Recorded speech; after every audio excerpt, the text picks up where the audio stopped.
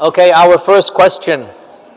As a Jew, what can I do to bridge the divide between our communities? First and foremost, thank you very much for showing up. Can we have a round of applause for the non-Muslims and this person in our audience? The very fact that you are here is building bridges. And firstly, I want to speak to the Muslims directly. All too often, in our frustration at what's happening in Israel, we do say and do things that are un-Islamic. And our anger towards Israel very frequently becomes anti-Semitic. It does. We have to be clear in this regard.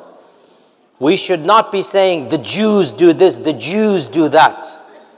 If you have a criticism, be specific. Israeli policy, such and such. Of course, theologically, we have our disagreements with Jewish theology, Christian theology. We can discuss that in Interfaith. But historically, we have never had animosity with Judaism as a religion. Fact of the matter, I gave a lecture 2 weeks ago, it's online, the history of Jews and Islam. Every single time Christianity persecuted Jews, the Muslim Ummah, the Khilafah, welcomed them. And that is why, before the creation of Israel, some of the largest population of Jews were in Muslim lands. Oh, Muslims, learn your own history. Morocco had a massive Jewish population. Yemen had a massive Jewish population. Baghdad had some of the largest synagogues. Cairo had some of the largest Jewish populations. Why? Because Christianity persecuted Jews as a race. We never did. And in the 12th century, the King of England actually banned Jewish people from living in England. For 350 years, they were banned. Only in the 17th century were they allowed back in. When Shakespeare wrote his plays, read The Merchant of Venice. Look at how he describes the Jewish merchant. Can you believe he never met a Jew? And yet, the stereotype that he had. This is in Shakespeare. You want to talk about anti-Semitism? Bring in Europe. Don't bring in Muslims. But sadly, because of current events, sometimes we do say things about Jewish people that are just wrong. And we blame Israel on Judaism when we should blame Israel on Zionism. Our problem is with Zionism. And we say bluntly, Zionism is racism. Zionism is apartheid. How can it not be? As for Jewish people, of course, as Muslims, we understand that they have beliefs different than ours, and we say to them that study your faith and study our faith. You're going to find similarities. We hope, inshallah ta'ala, you embrace our faith. If you don't embrace our faith, lakum dinukum waliya din. We're not going to be animosity because of your faith. That's the decision you make in this world. But when you choose the path of apartheid and Zionism, that's a whole different aspect altogether. So your question, how can I help?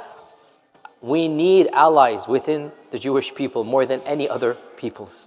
Because the accusation of anti-Semitism is rampant. And we as Muslims need to up our game, be careful. But then also, those people of a Jewish background who recognize, and there are many, there are movements in the ultra-Orthodox community. They're called Torah Judaism? I forgot the term. I think Torah Judaism, yeah. There's movements in the ultra-Orthodox community that are very anti-Zionist. At the rally on Saturday, thousands of them showed up, dressed completely like the ultra-Orthodox. And some of them, I met their rabbis. I met them. And they said to me, they said to us, that Zionism is a cancer for our community. Zionism has done more damage to the image of Judaism than any other issue in recent memory. So many Jewish people are anti-Zionist. How can anti-Zionism be anti-Semitism when you have Jewish people that are anti-Zionist? We need and welcome your support. One of the best things that you can do is to educate and then to publicly support. There are a number of people that we've invited to our mosque as well. Of them, Miko Peled, M-I-K-O-P-E-L-E-D. Google his name, write it down. Miko Peled. He grew up, his grandfather was one of the founding fathers of Israel, signatories on there. His father was a military general in the IDF. His father invaded 1967 and walked in Aqsa with military. His father. And Miko Peled grew up in a very ardent Zionist family. And listen to him. He says his whole life he was taught a myth and a lie. He was taught that the version of history that he believes is completely disconnected from reality. What they're taught, and this is the average Jewish family, what they're taught is that Palestine was an empty land.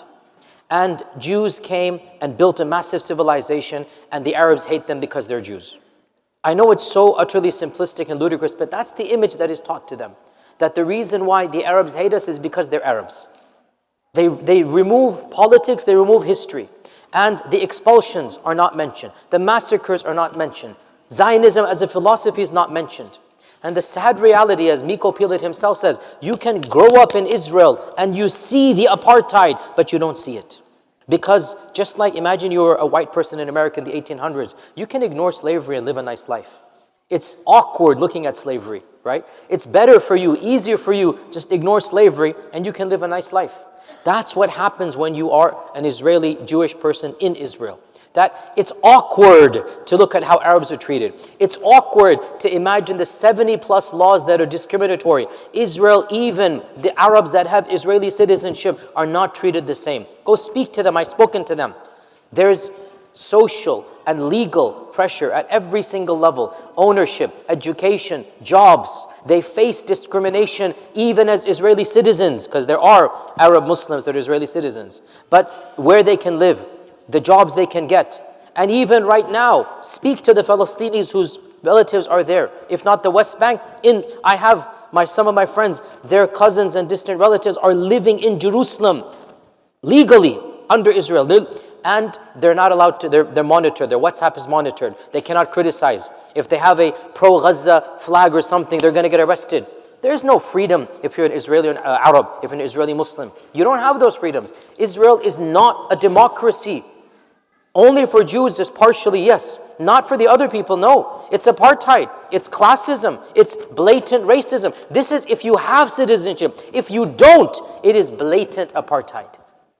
Worse, in fact, Nelson Mandela visited Gaza. Nelson Mandela visited Gaza. And Nelson Mandela said that what is happening in Palestine is a form of apartheid. Nelson Mandela's grandson, Google his name, I forgot his name. Nelson Mandela's grandson, who grew up under apartheid, when he visited, he actually said, what is happening to the Palestinians is worse than what happened to us Africans in South Africa under apartheid. He literally said, it is worse than apartheid. Why? Because South Africa, they didn't want to kill us. Whereas Palestine, the Israelis really do want to eliminate or get rid of you or kill you. South Africa, they wanted the Africans to remain and be second-class citizens. They didn't want to get rid of them. They wanted them to be servants. They wanted them to... As for Israel, it doesn't want people in Gaza to be in Gaza. It wants to get rid of them. Ethnically cleanse if possible. So, my advice and my encouragement to you who is visiting from outside is that become an ally from within.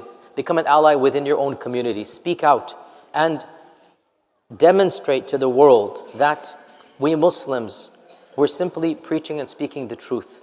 And join us in this cause of speaking and preaching for the truth, and educate, become an activist. Start, if you're on campus, if wherever you are, just start talking to people of your own background, people that are neutral, convince them. And one of the things I strongly encourage you to do, if you haven't already done, is to visit yourself. Go. Because, and this is why I myself would take large groups of people. Last year we took 150 people from America. 150 people. Because nothing substitutes looking at it with your own eyes. Every single person we took is just the blatant two states that exist, the state within the state. We don't even visit Gaza. We're talking about Jerusalem. We're talking about the airport. We're talking about racial profiling. You're walking in the streets. This happened literally, this trip 7 months ago. I had 150 people. We had a Caucasian convert to Islam wearing the hijab. And she was walking with our group, and she's Caucasian. She was literally singled out and brought forth for no reason other than the fact that, you know, she's a person of a different complexion, and she's like, why are you with these people? These people, okay? Taken to jail, strip searched, and interrogated. And she said, I'm just coming as I'm a Muslim. What? Why did you become a Muslim? The guard is asking her, why did you become a Muslim? None of your business, but they have the right to get away with it. Okay? Another case again, because I took groups every year. We had another convert 4 years ago, Caucasian convert. And the Israeli guard asked him, why did you embrace Islam? He goes, because I found spirituality. And you know what the Israeli guard said? Why didn't you choose Buddhism over Islam? Like, you shouldn't know anything but Islam. This is the Israeli security guard. The blatant Islamophobia. You have to see it to believe it. The sister was so distraught. She was crying 6 hours. We didn't know where she was. And she was literally strip searched by other female guards, strip searched. The indignity. Why? Because she's a hijabi, but she doesn't look Arab and whatnot. Well, you must be a terrorist or whatnot. So when you see it yourself and you experience the discrimination and you see the two laws and how people are treated, you come back a different person. So if you're a person of a Jewish background, guess what? You get a free trip. I don't get a free trip. You get a free trip. You know this. It's a birthright of passage. You can apply as an American who's of Jewish heritage. You will get a free plane ticket. You will get 2 weeks paid vacation. You will get an entourage in a tour, right? And go on it. I'm telling you, go on it. Because when you come back, you will be a different person because you would have seen with your own eyes the reality of how your people are treated versus how other people are treated. The two are not the same. So what you can do is exactly what you're doing now. This is your beginning process. May God bless you. May God increase your sincerity. May God help you in accomplishing this and continue to be a part of our communities and others. And just talk. Just be proactive, and you will find a way to be even more effective in this regard. Next question we have here. So I'm trying to be fair. Let's see. Let's do. So you can upvote the questions, right? Yes. Okay, how do I see which ones are the most upvoted? How do I popular? Oh, it's already organized? Yeah. Okay, so as Muslims, how do we respond to the prospect of a two-state solution? To any Muslim who brings this up. Listen, there is no easy answer, two-state or one-state. The problem is, history has complicated a solution. There is no easy solution. Two-state solution is problematic. Why? Because, firstly, according to which borders? According to 1947, which the UN decided, Israel is not going to accept that. According to 1948, according to 1967, according to which? Two states what? You are literally giving Palestinians crumbs, and you get the whole pie. And even those crumbs, the little pieces of land you give them, no independence, no border control, no air force, no government. The Israelis are going to control everything. They're not even actually willing to give them an independent state. Will the state have armies? No. Will the state have defense? No. Will the state be able to? No. Well, then how is it a state? Along with that, as I said, the land that they're being given is land that itself is of the worst arable soil. It is much of the ocean coast, where the fisheries and whatnot occur, have been taken by Israel. So they're not being given two equal states, two states according to 1947, two states even after 1967. They're not giving that. Number two, what is the one-state solution problem? The one-state solution problem has multiple issues. Of them, Israelis do not want one state because the number of Palestinians is roughly equal to the number of Jewish Israelis. So to stay a one-state solution in a secular democracy, you are basically ending the Jewishness of that state. And the Jewishness of that state is central to Israeli identity. It is not a democracy. They claim it's a democracy. It's not. Fact of the matter, if they actually said one-state solution and everybody has equal rights, perhaps we can begin a dialogue about, okay, if everybody has the same citizenship, maybe let's see what we can do.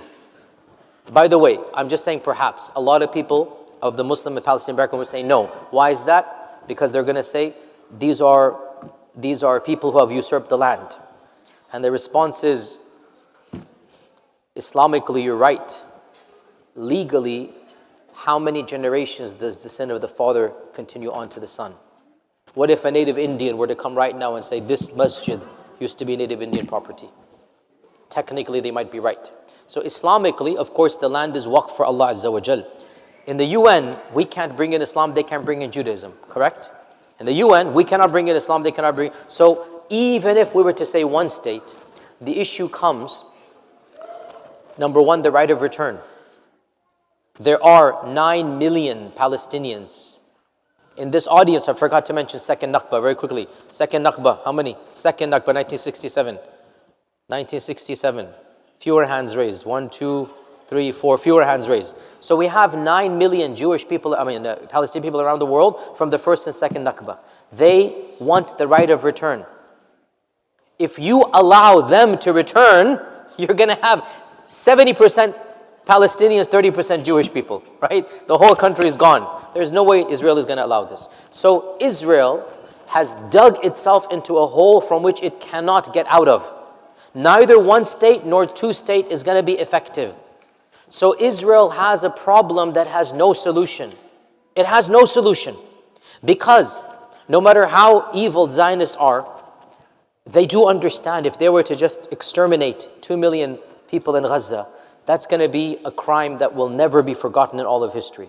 What they're trying to do, you know, the tactic of Israel is very simple. They're trying to create circumstances in which Palestinians will voluntarily flee, like they did in 1948. And then they can say, oh, well, we didn't force you guys out. You chose to move to Sinai. So that's why they want to move them to Sinai. That's why they want to move them to Jordan. They're forcibly making life very difficult, doing everything from their perspective one level less than a genocide. We call it a genocide. They're saying, oh, it's not a genocide, this is defense. Everybody knows what they're trying to do. What they're trying to do is make life a living hell for the people of Gaza, such that if Egypt were to say, okay, we give you Sinai, if Jordan were to say, okay, we give you this area, if the Arab countries were to say, we allow, and that's why Jordan and Egypt are freaking out, because they don't need more people right now. Let's be honest here, it's nothing to do with Islam or not, this is their mentality, and again, it's the reality of the world. They're like, we're already having economic problems, we're already having housing problems, we're already having food problems, we cannot take another 3 million people. And that's why Egypt is so adamant, we are not going to allow any refugees. I'm not defending, I'm just explaining from their paradigm. The same goes for Jordan, with utmost love and respect. I know I'm going to get in trouble for this, but more than half of Jordanians are Aslan Palestinian. I know I'm going to trouble, I'm sorry, but it is what it is. You all know this, right? They don't want any more. They say we've done our share, khalas, intaha al-amr. Also, Jordan realizes, and others realize, why should other lands accept Palestinians? It's their land. Why should we accept them? Because they need to stay where they are. It's not fair for another country to accept Palestinians. Palestine should accept Palestinians. But of course, Israelis don't want that. So what Israel wants to do, the ideal goal for them, is to pressure the people of Gaza, the people of the West Bank, to voluntarily leave. And when that happens, they can say, no genocide, no forced expulsions, they chose to leave. But you understand, it is forced expulsions. That's what they're trying to do. So, I don't have an answer, because there is no answer. What is the way forward? What is the solution right now? Israelis will say, suppose we find a good Jewish person. There are many Jews in Israel, many Israelis who are against the apartheid. Protests against Netanyahu. Some of the families of the people who were taken hostage in Gaza, some of the family members have actually come out in support of Gaza. Can you believe that? And they're like, look, I know what they did was wrong, but what we're doing to them is wrong too. They literally said this. So Israel does not have a realistic solution, and the world does not have a realistic solution. Because what do? The Israeli is going to say, my great-grandfather came from Lithuania. I understand he came illegally, but now he came. I've been here 3 generations. What can I do? And he has a point from the law. He has a point from the law. It's not my fault they came in. Now what do you want me to do?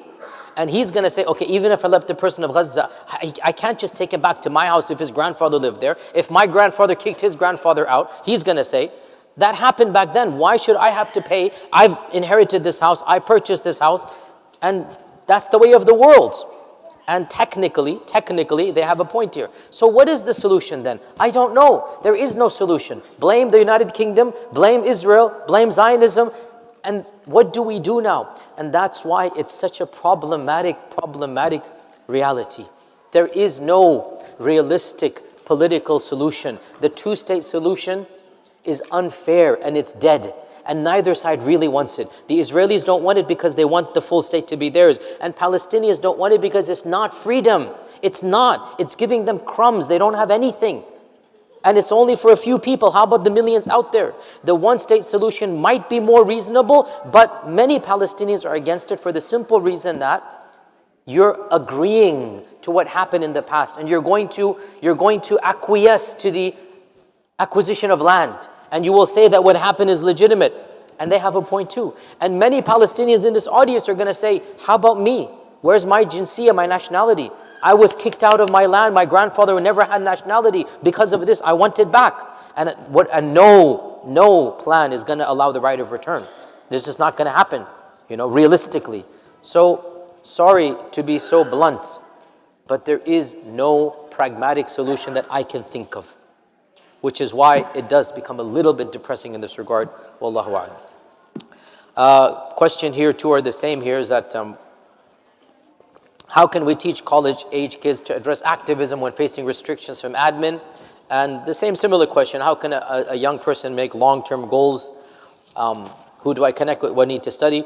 So, with regards to activism, with regards to pushing the boundary, you need to speak to people who understand the repercussions and who know what the law is and who can tell you what you can and cannot do. I personally, this is my 2 cents, don't advise a young person to do something that will cause them to go to jail. It's just not wise right now. Try your best to push the boundary without getting into actual trouble. That's my personal advice. Because you're not much good to us in jail. But just because your university has made it difficult, it hasn't made it illegal. Figure out ways to push the boundary. Get mass support. Get petitions. Get donors involved. Work within the system to try to change the system as much as you can. Specifically, what you can do, invite people to address the broader student audience. Miko Pilat is a good example. And by the way, just to give you an idea of how dangerous America now is, in one particular instance, a professor of a Palestinian background invited Miko Pilat, and he was fired from his position and job because he invited Miko Pilat. This is in America.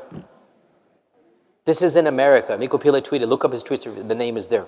He literally lost his job on a technicality. They didn't say because you invited Miko Pilat, but literally the next week he was let go. Everybody knows why. Look at the scandal that's happening at Harvard. I'm allowed to say that because I went to Yale. Look at the scandal that's happening over there. If you don't know the joke, don't worry about it.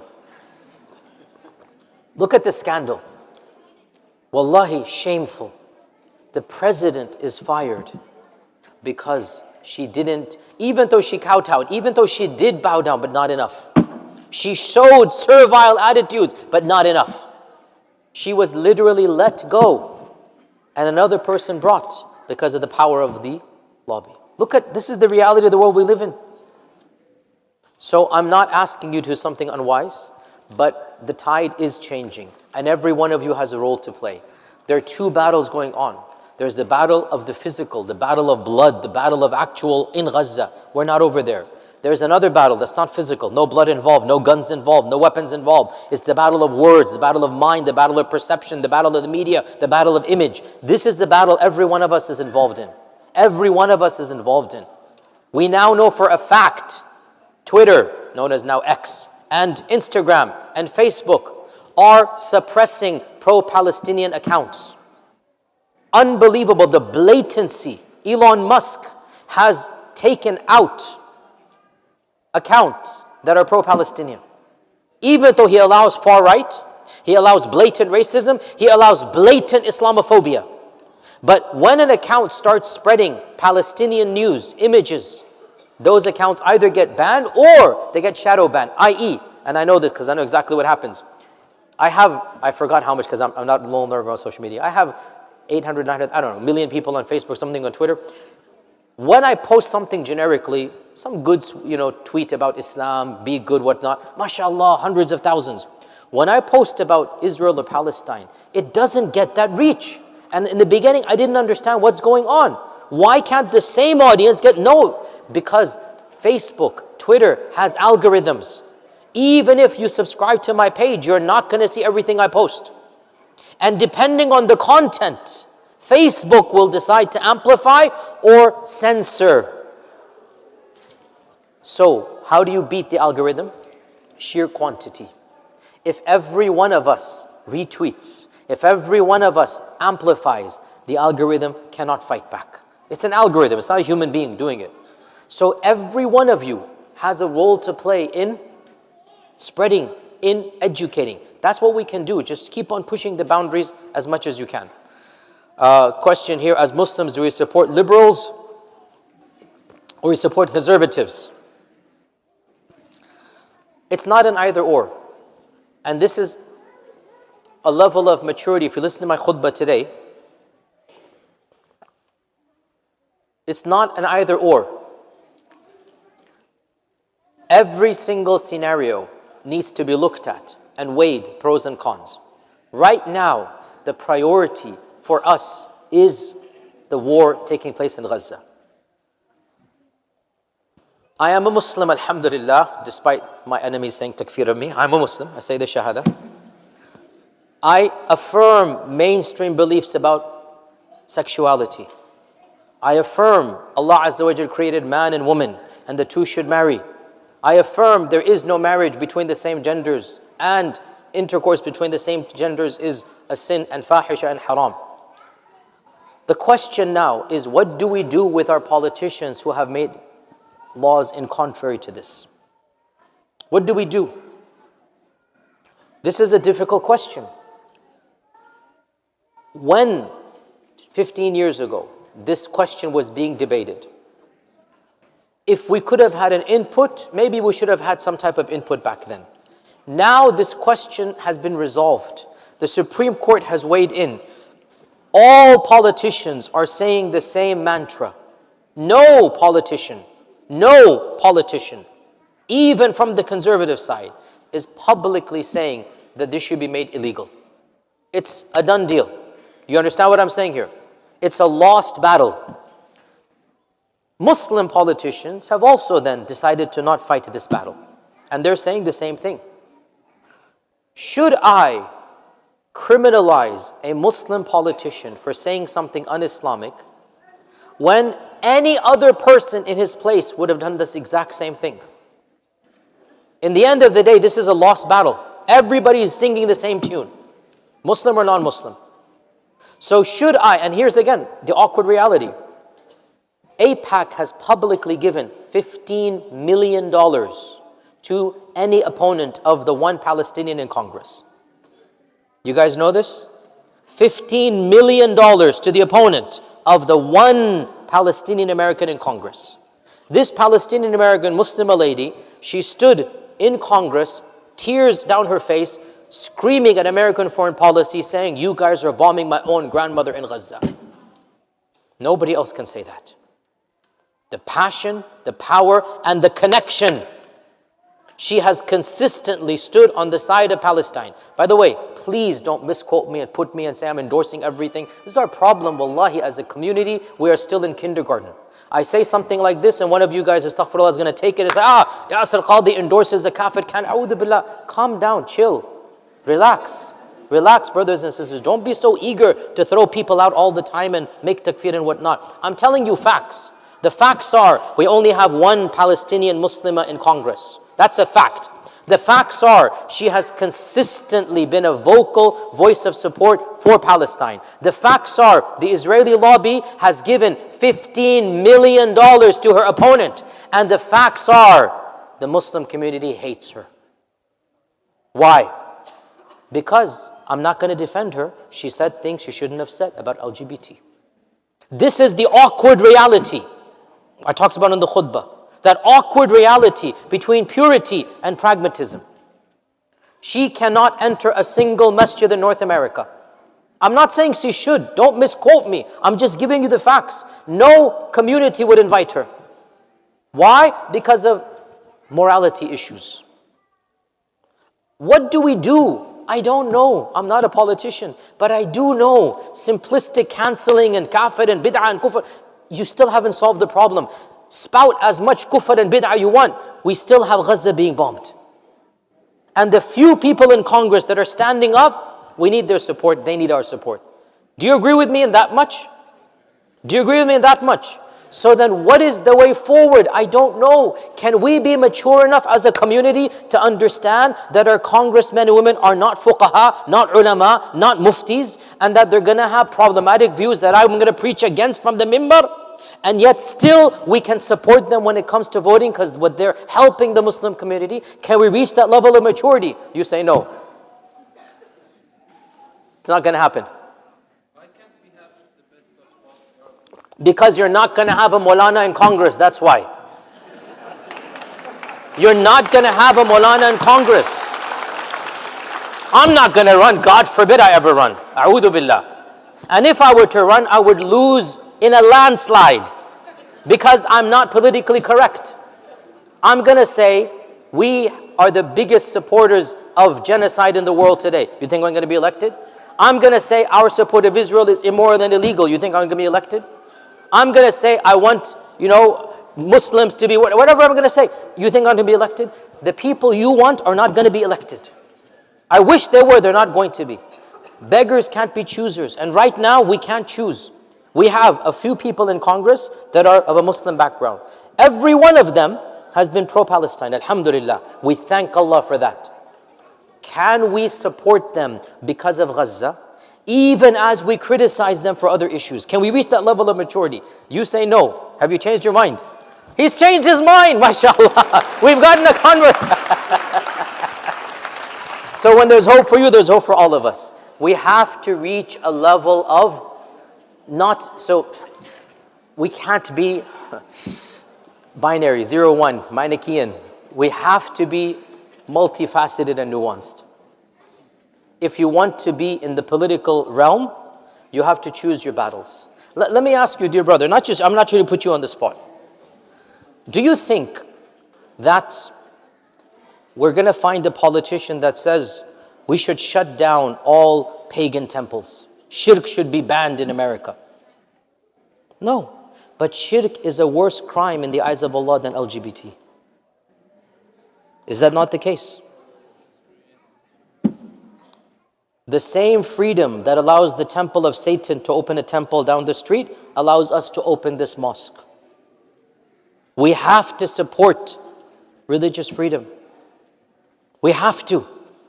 The same freedom that allows the church of Satan to open a satanic temple is the same freedom that allows us to open this mosque. What are you going to do? That's why, did you attend the khutbah? I said in the khutbah with utmost love and respect, we cannot outsource our fatawas to scholars that don't live amongst us. We can't. They're never going to understand the realities that we face. It's a very different world. And there are many people that live here that have studied ilm. You don't like me? Throw me out the window. Not literally, metaphysically. Go to other shuyukh that have lived here. Go to other ulama that are born and raised here, or have lived here at least 20 years and are involved in the broader community.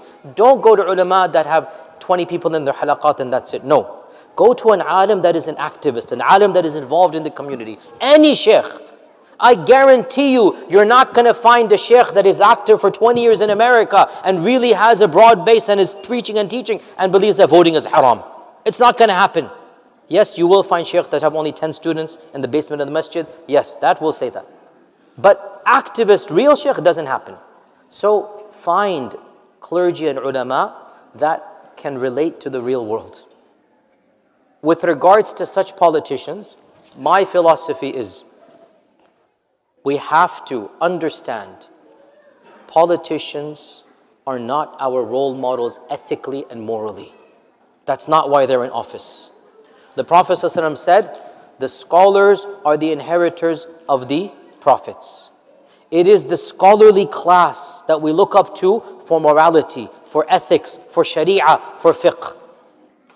Politicians are not moral authorities.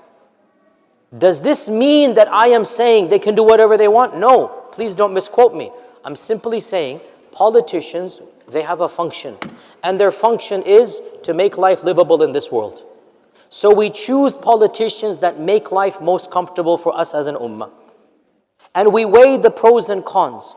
This issue of LGBT is just like the issue of shirk amongst politicians. No politician is banning shirk, correct? You're not going to find one. So now you find a Muslim politician. That Muslim politician is going to say, I support the freedom of all religions. You and I will not find that problematic. Correct?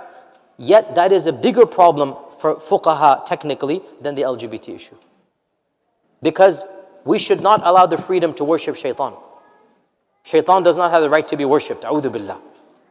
But in this country, you can do nothing. You understand what I'm saying here? So, I hope that answers the question, inshallah. Anyway, so how much time do we have left? Guys, what time do you go to sleep here? It's cold weather. I don't know.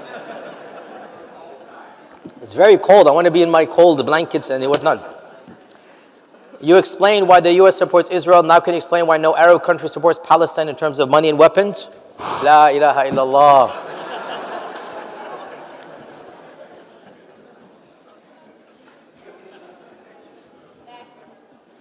To be honest, I'm not a political analyst, but unfortunately, a number of Arab countries have agreed to normalize relations with Israel for the sake of political gain and power.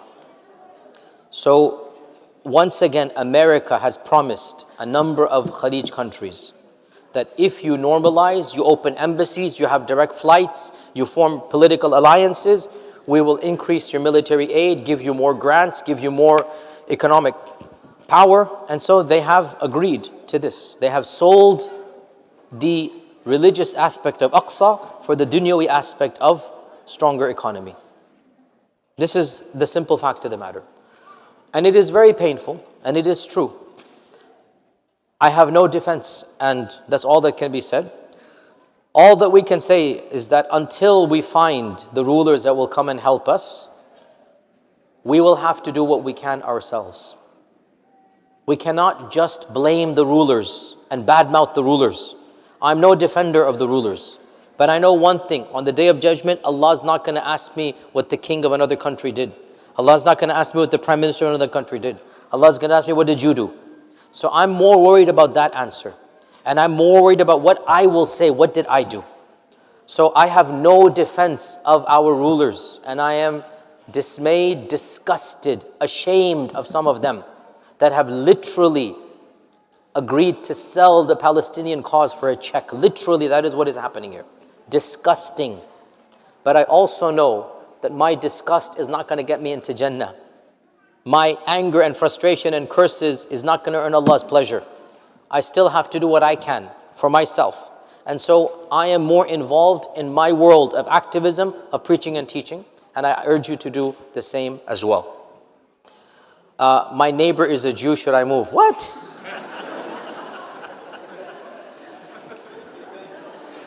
I just mentioned anti-Semitism and somebody asked this question. This is an anti-Semitic question. If your neighbor is a Christian or a Jew, your job is to be a role model example so that he or she sees the beauty of Islam in you. Be even more kind, even more neighborly. On the day of Eid, make sure you give sweets. If you're Arab, give baklava. If you're Desi, give gulab jamun. Agreed? This is what you do. And if you are tested with a very bad neighbor who's abusive and whatnot, subhanAllah, you have the right of law if they're abusive. Anybody, Christian, Jew, anybody, if they're abusive, slurs at you, making life difficult, then you can get the law involved. Don't be passive in this regard. But if it's just like you're saying their identity is different and whatnot, what are you going to do? Live and let live. Lakum dinukum waliya deen. What else do you expect to do? So be careful in this regard. We're living in a society in which lots of people agree to disagree.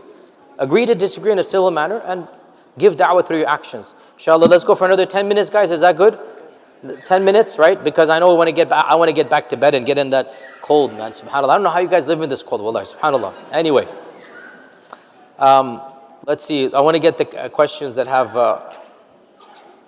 Is it advisable for Palestine to temporarily give up instead of losing their lives and perhaps regroup to take back home after we strengthen ourselves in the US?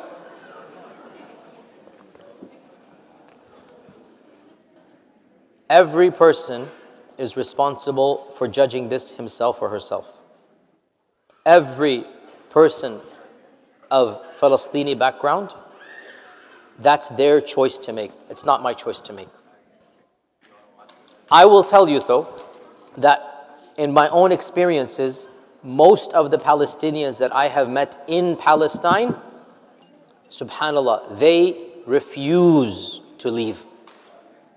They refuse to sell. They refuse to give up. I know people, one of my friends in Jerusalem owns a shop in Jerusalem.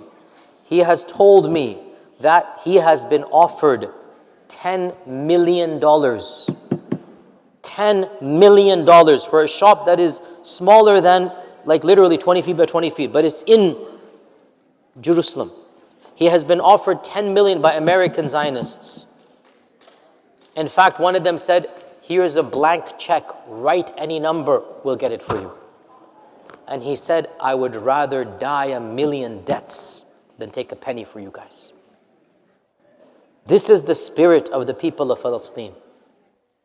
So that's the decision they made. And may Allah bless them in that decision. But suppose somebody in Gaza says, I cannot take it, I have to leave. That's their choice. Who am I to say anything?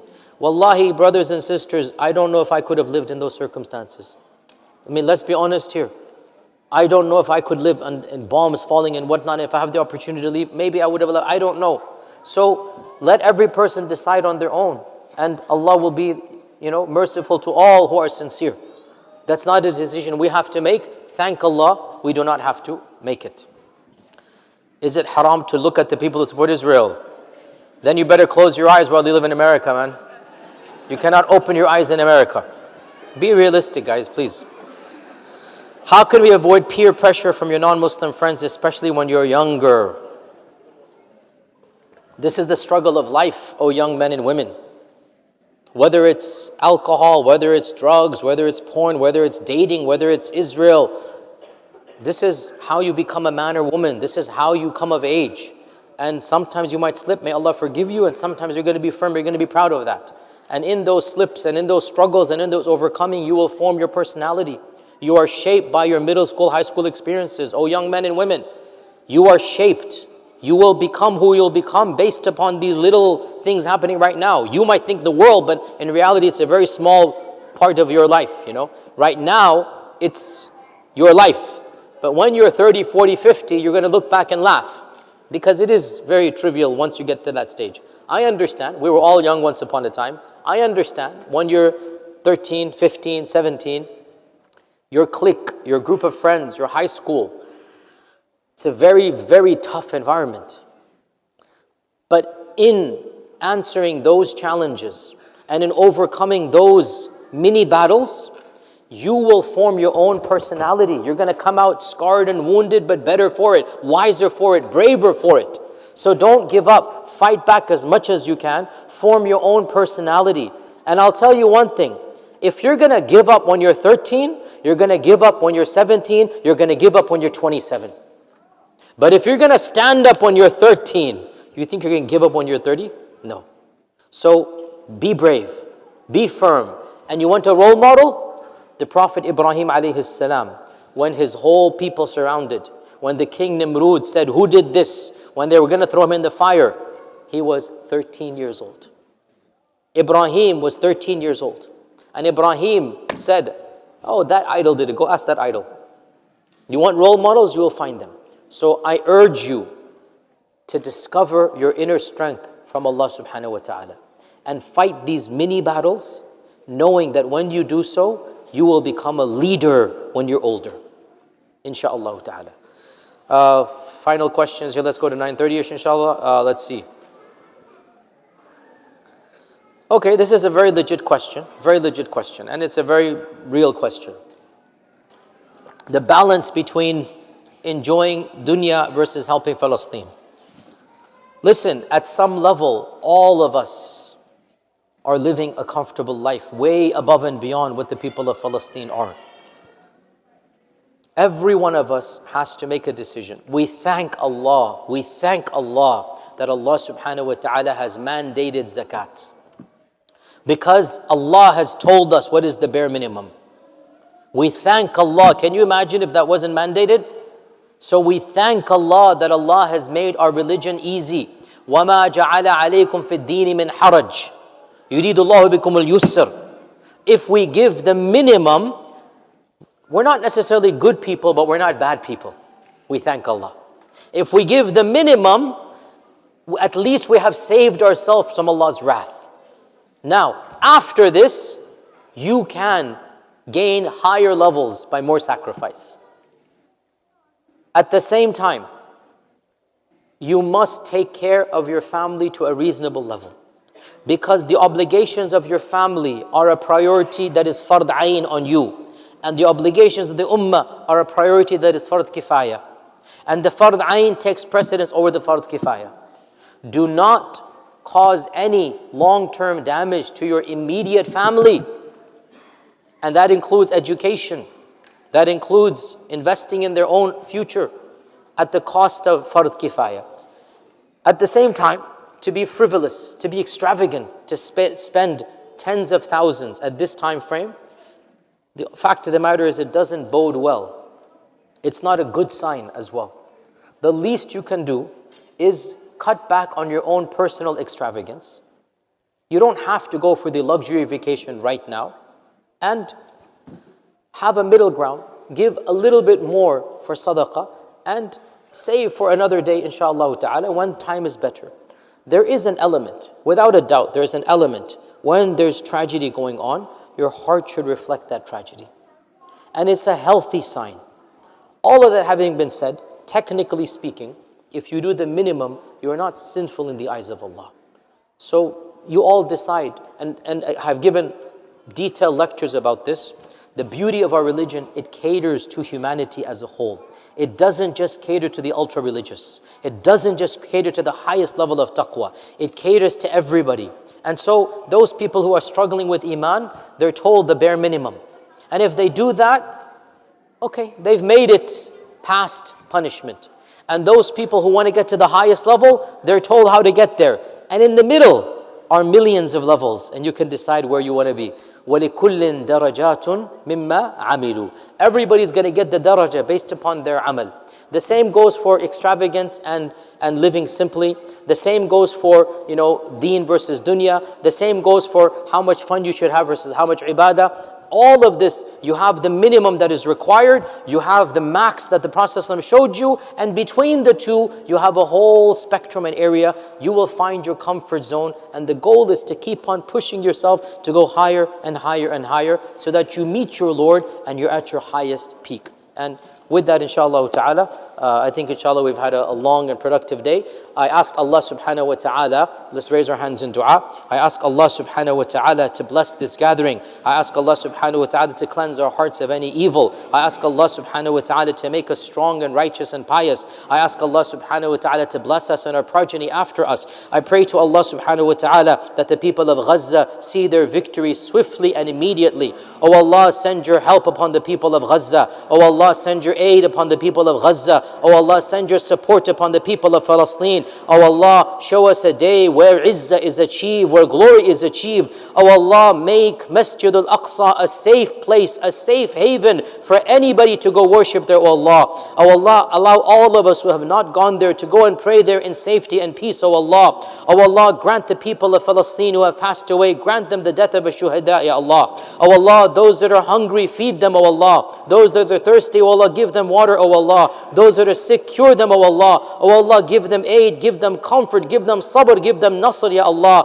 Anta al-Qawiyyu, Anta al-Azizu, Anta al-Jabbar, Ya Hayyu, Ya Qayyumu, Ya Sami' al-Du'a, Ya Man biyadihi malakutu kulli shay'in, wa huwa yujiru wa la yujaru alayh, Ya Dha al-Jalali wal-Ikram, Ya Rabb al-Samawat al-Sab'i wa Rabb al-Arsh al-Azim. Send your aid, your nasr upon the people of Gaza, Ya Allah. Show us your strength through them, O Allah. Show us your power through them, O Allah. O Allah, grant victory to them, O Allah. They are oppressed, O Allah, and you answer the prayer of the oppressed. So answer their prayer and help them, O Allah. Help them against the tyrants. Help them against the zalimeen. Help them against the mujrimeen. Help them against the fasiqeen. Anta al-Qawiyyu wa Anta al-Azizu wa Anta al-Qahhar wa Anta al-Jabbar. O Allah, this gathering that has come here, O Allah, allow us to be activists for their cause, O Allah. Allow us to be empowered. Allow us to speak the truth. Allow us to act upon the truth, O Allah. O Allah, send iman upon our hearts. Send courage upon our hearts, O Allah. Allow us to help them in whatever way possible, O Allah. O Allah, allow us to live as Muslims and to die as mu'mins and to be resurrected with the prophets and the righteous and what a righteous companionship they are. Wa akhiru da'wana alhamdulillahi rabbil alameen wa sallallahu wa sallam wa barak ala Muhammad wa alihi wa sahbihi ajma'in. Wa jazakumullahu khairan until my next trip in Cincinnati, which will not be in the winter, in the summer, inshallah ta'ala. Inshallah, jazakumullahu khair. Assalamu alaikum wa rahmatullahi wa barakatuh. فيا ذلي ويا خجلي إذا ما قال لي ربي أما استحييته تعصيني ولا تخشى من العتب وتخفي الذنب عن خلقي وتأبى في الهوى قربي فتب مما جنيت عسى تعود إلى